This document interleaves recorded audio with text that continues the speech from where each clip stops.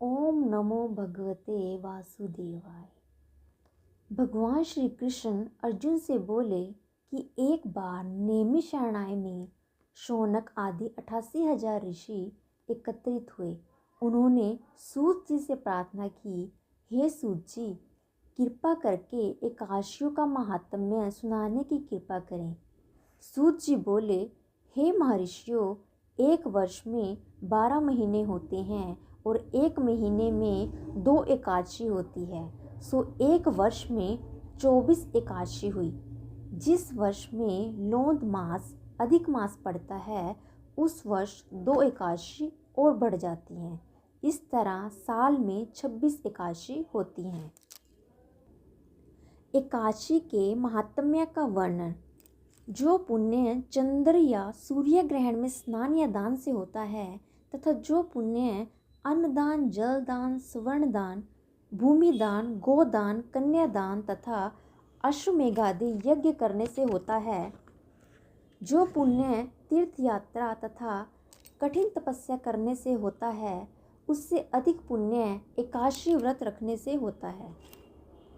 एकादशी व्रत रखने से शरीर स्वस्थ रहता है, अंतड़ियों की मैल दूर हो जाती है, हृदय शुद्ध हो जाता है, श्रद्धा भक्ति उत्पन्न हो जाती है। प्रभु को प्रसन्न करने का मुख्य साधन एकादशी का व्रत है। एकादशी व्रत करने वालों के पितृयोनि को त्याग कर स्वर्ग में चले जाते हैं। एकादशी व्रत करने वाले के 10 पुरखे पितृपक्ष के और 10 पुरखे मातृ पक्ष के तथा 10 पुरखे पत्नी पक्ष के वैकुंठ को जाते हैं। दूध, पुत्र, धन और कीर्ति को बढ़ाने वाला एकादशी का व्रत। एकादशी का जन्म भगवान के शरीर से हुआ है। यह प्रभु के समान पतित पावनी है, अतः आपको लाखों प्रणाम देगी। एकादशी व्रत की विधि। व्रतधारी को दशमी के दिन मांस और प्याज तथा मसूर की दाल इत्यादि निषेध वस्तुओं का त्याग करना चाहिए। रात्रि को ब्रह्मचर्य रखें, स्त्री से रमण नहीं करना चाहिए। प्रातः एकादशी को लकड़ी का दातुन न करें, नींबू, जामुन या आम के पत्ते लेकर चबा लें और उंगली से कंठ शुद्ध कर लें। वृक्ष से पत्ता तोड़ना भी वर्जित है। स्वयं गिरा हुआ पत्ता लेकर सेवन करें, फिर स्नान कर मंदिर में जाना चाहिए। गीता का पाठ करना या सुनना चाहिए। प्रभु के सामने यह प्रण करना चाहिए कि आज मैं चोर, पाखंडी और दुराचारी मनुष्य से बात नहीं करूँगा और न किसी के दिल को दुखाऊंगा। गौ ब्राह्मण को फलाहार देकर प्रसन्न करूँगा।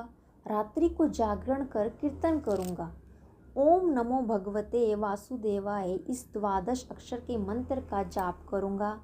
राम, कृष्ण, नारायण इत्यादि विष्णु सहस्त्र नाम को कंठ का भूषण बनाऊंगा।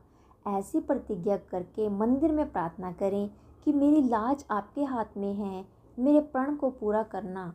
यदि अचानक भूलकर किसी निंदक से बात कर बैठें तो उसका पाप दूर करने को सूर्य नारायण के दर्शन तथा धूप दीप से भगवान की पूजा कर क्षमा मांग लेनी चाहिए।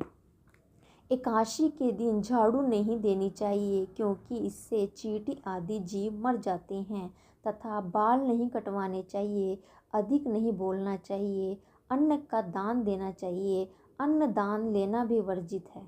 झूठ, कपट आदि कुकर्म न करने चाहिए और दशमी के साथ मिली हुई एकादशी व्रत वृद्धि मानी जाती है। शिव उपासक तो इसको मान लेते हैं। वैष्णवों को योग्य द्वादशी से मिली हुई एकादशी का व्रत करना चाहिए और त्रयोदशी आने से पूर्व व्रत पूर्ण कर लेना चाहिए। फलाहारी को गोभी, गाजर, शलजम, पालक, कुल्फा का साग इत्यादि नहीं खाना चाहिए और मूली, आम, अंगूर, केला, बादाम, पिस्ता इत्यादि अमृत फलों का सेवन करना चाहिए।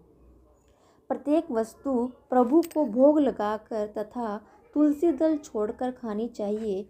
द्वादशी के दिन ब्राह्मणों को मिष्ठान और दक्षिण से प्रसन्न कर परिक्रमा ले लेनी चाहिए। किसी संबंधी की मृत्यु हो जाए तो उस दिन एकादशी व्रत रखकर उसका फल उसे संकल्प कर देना चाहिए। और गंगा जी में पुष्प अस्थि प्रवाह करने पर भी एकादशी व्रत रखकर फल प्राणी के निमित्त दे देना चाहिए।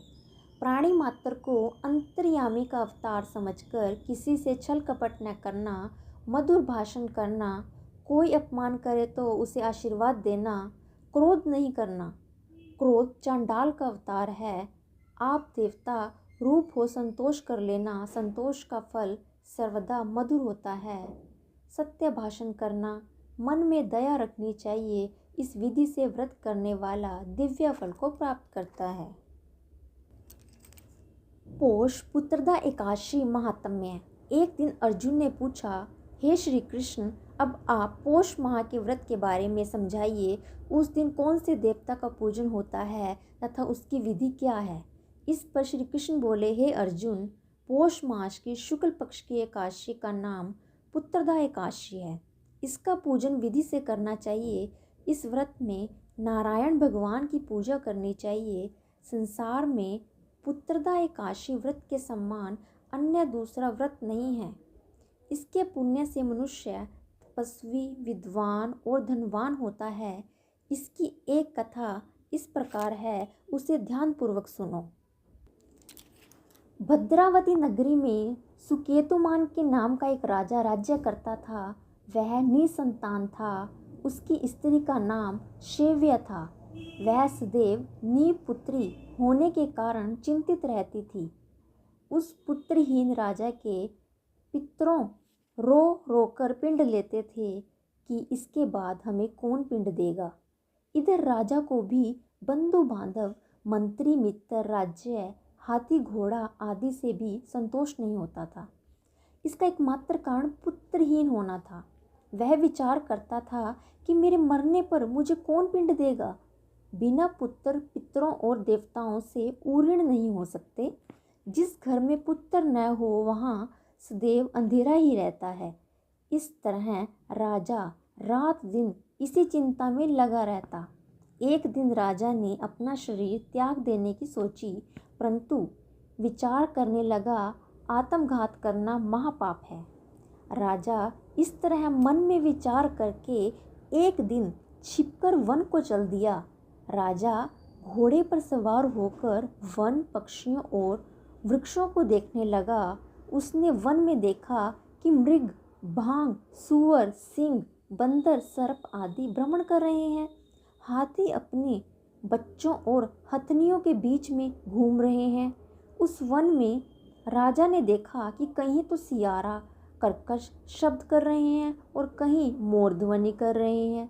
वन के दृश्यों को देखकर राजा को सोच विचार में दोपहर हो गई। अब राजा को भूख और प्यास लगने लगी। वह सोचने लगा कि मैंने अनेकों यज्ञ किए हैं और ब्राह्मणों को मधुर भोजन कराया है, परंतु फिर भी मुझे यह दुख क्यों मिल रहा है। राजा प्यास के कारण बहुत बेचैन होने लगा और पानी की तलाश में आगे बढ़ा। कुछ ही आगे जाने पर उसे एक सरोवर मिला। उस सरोवर में कमल खिल रहे थे। उस सरोवर में सारस, हंस, मगरमच्छ आदि जल क्रीड़ा कर रहे थे। उस सरोवर के चारों तरफ मुनियों के आश्रम बने थे। उस समय राजा के दाहिनी अंग फड़कने लगे।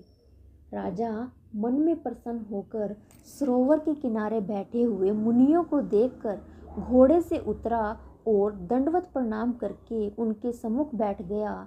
राजा को देखकर मुनीश्वर बोले, हे राजा, हम तुमसे अत्यंत प्रसन्न हैं।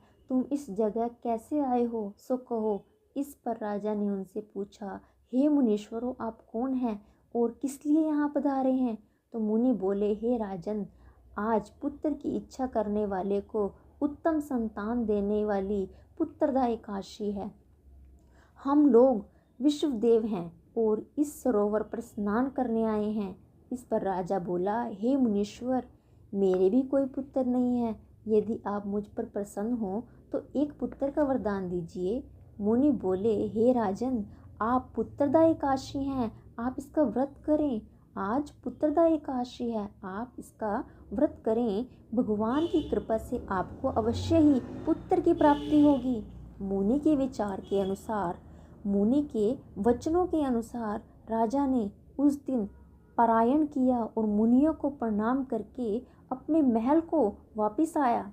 रात्रि में रानी ने गर्भ को धारण किया और 9 माह के पश्चात उसके उत्तम पुत्र रतन पैदा हुआ। वह राजकुमार बड़ा होने पर अत्यंत वीर, धनवान, यशस्वी और प्रजापालक राजा हुआ। श्री कृष्ण बोले, हे अर्जुन, पुत्र की प्राप्ति के लिए पुत्रदा एकादशी का व्रत करना चाहिए। जो मनुष्य इसका माहात्म्य श्रवण व पठन करते हैं उनको स्वर्ग मिलता है। बोलो श्री विष्णु भगवान की जय।